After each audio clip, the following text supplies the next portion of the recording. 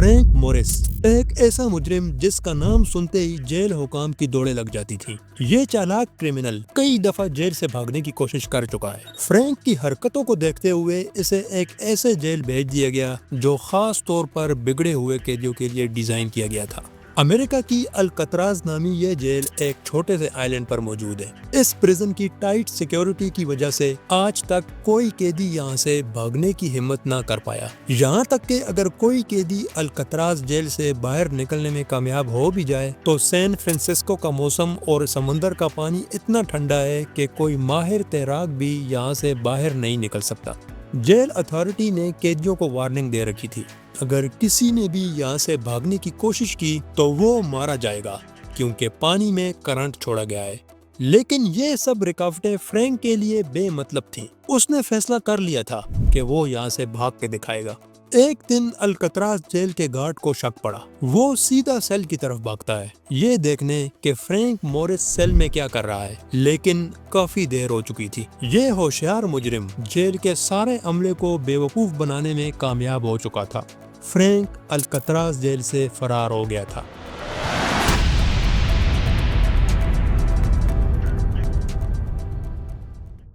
Frank Maurice بچپن سے ہی انتہائی ذہین بچہ تھا، لیکن بدقسمتی سے اس نے اپنی ذہانت ہمیشہ الٹے سیدھے کاموں میں ہی استعمال کی۔ جیل میں رہتے ہوئے فرینک نے آئی کیو ٹیسٹ دیا جس میں اس نے 133 نمبرز حاصل کیے۔ 1950s میں فرینک موریس کو بینک روبری کے جرم میں 10 سال کی سزا ہوئی۔ سزا سے بچنے کے لیے موریس نے جیل سے بھاگنے کا پلان بنایا جس میں وہ کامیاب ہو گیا۔ 1960 میں اسے دوبارہ اریسٹ کر لیا گیا۔ اس دفعہ اسے سیدھا الکتراز جیل بھیج دیا گیا۔ جیل جانے کے بعد فرینک کی ملاقات 2 قیدیوں سے ہوتی ہے۔ یہ دونوں مجرم کلیرنس اینگلن اور جان اینگلن آپس میں بھائی تھے اور ان کا تعلق جارجیا سے تھا۔ یہ دونوں بھائی روبری کے جرم میں 20 سال کی سزا کاٹ رہے تھے۔ جب انہیں پکڑا گیا تو پتہ چلا کہ یہ دونوں چوری کے دوران بچوں کی گن استعمال کرتے تھے۔ جب ان دونوں سے اس کی وجہ معلوم کی گئی تو ان کا کہنا تھا کہ وہ دونوں بھائی نہیں چاہتے تھے کہ ان کی وجہ سے کسی انسان کو نقصان پہنچے، اس لیے انہوں نے کبھی ریئل گن کا استعمال نہیں کیا۔ ان تینوں قیدیوں کو الگ الگ جگہ پر قید کیا گیا تھا، لیکن یہ لوگ پلمبرنگ کے کورس کے دوران ہر روز ملتے اور یہیں سے فرینک نے پلان بنایا کہ انہیں یہاں سے کیسے فرار ہونا ہے۔ اس ساری پلاننگ میں ایک چوتھا قیدی بھی شامل ہے جس کا نام ایلن ویسٹ ہے۔ ایلن کئی دفعہ جیل سے بھاگنے کی کوشش کر چکا تھا، اس لیے اسے الکتراز جیل بھیج دیا گیا۔ ان چاروں لوگوں نے سب سے پہلے اپنے اپنے سیل کے اندر ایک ایسی جگہ کا انتخاب کیا جہاں سے باہر کی طرف راستہ بنانا پاسبل تھا۔ اپنے مقصد میں کامیابی کے لیے انہیں جو اوزار چاہیے تھے یہ لوگ ایک ایک کر کے جمع کرتے رہے، جیسے پرانے آرے کے بلیڈ اور چرائے گئے کھانے کے چمچوں سے انہوں نے کھدائی شروع کی۔ لیکن پریزن کی مضبوط دیواروں کو توڑنے کے لیے یہ چیزیں کافی نہیں تھیں۔ یہاں پر فرینک موریس کا دماغ کام آیا۔ اس نے ویکیوم کلینر کی موٹر سے ایک الیکٹرک ڈرل مشین بنائی۔ یہ مشین کام تو کر رہی تھی، لیکن خطرہ یہ تھا کہ اس سے پیدا ہونے والے شور کی وجہ سے یہ لوگ ایکسپوز ہو سکتے تھے۔ اس لیے ان لوگوں نے کام کرنے کے لیے ایسے وقت کا انتخاب کیا جب جیل میں ڈیلی میوزک روٹین شروع ہو جاتی۔ کچھ دنوں بعد یہ ہالز اتنے بڑے تھے کہ ایک انسان آسانی سے رینگ کر آگے جا سکتا تھا۔ ان لوگوں نے یہ ہالز اس طریقے سے چھپا دیے کہ دیوار نارمل لگے اور جیل حکام کو تھوڑا سا بھی شک نہ پڑے۔ اس کے بعد اگلے کئی دنوں تک انہیں وہ کام کرنا تھا جو جیل سے باہر نکلنے کے لیے سب سے ضروری تھا۔ انہیں ایک ایسی رافٹ بنانی تھی جو سمندر میں تیرنے کے لائق ہو اور ان 4 لوگوں کا وزن بھی برداشت کر سکے۔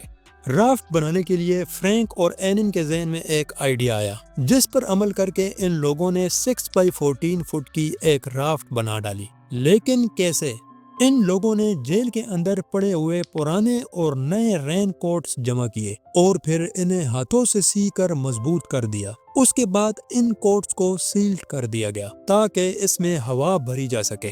سیل کرنے کے لیے ان لوگوں نے بڑی چالاکی سے ہیٹنگ پائپس کا استعمال کیا۔ ان گرم پائپس کی مدد سے ان کا کام بڑی آسانی سے ہو گیا۔ رات ہو چکی تھی۔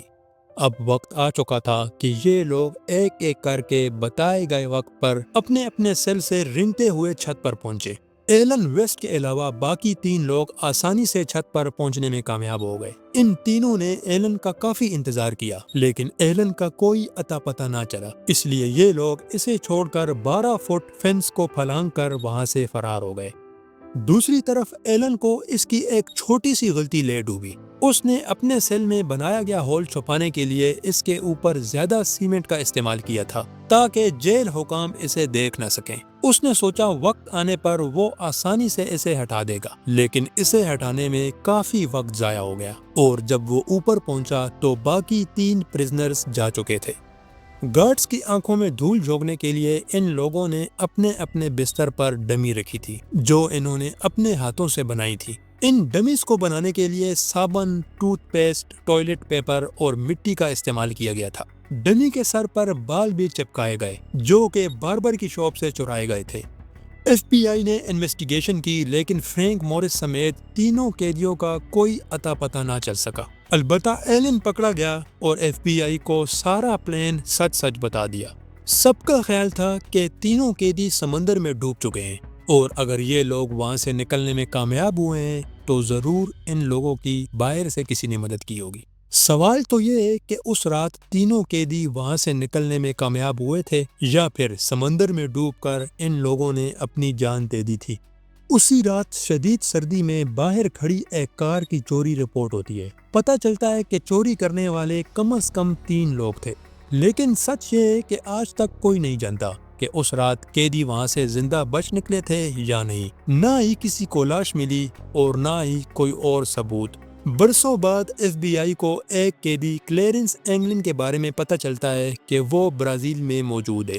یہ افواہ اتنی تیزی سے پھیلی کہ ایف بی آئی نے اینگلن کو تلاش کرنے ایک ٹیم برازیل بھیجی، لیکن اس ٹیم کو بھی بغیر ثبوت کے ناکام ہو کر واپس آنا پڑا۔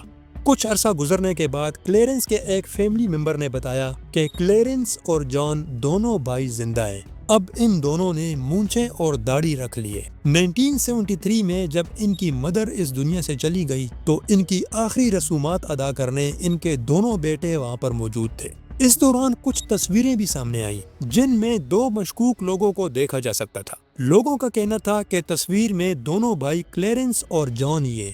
وقت گزرتا گیا، اس واقعے کو اب سب بھول چکے تھے، لیکن 2013 میں فرار ہونے کے 51 سال بعد پولیس کو ایک لیٹر موصول ہوتا ہے۔ اس لیٹر میں یہ دعویٰ کیا گیا تھا کہ وہ جان اینگلن ہے۔ خط میں یہ اعتراف بھی کیا گیا تھا کہ اس رات وہ تینوں کامیابی سے جیل سے فرار ہو گئے تھے۔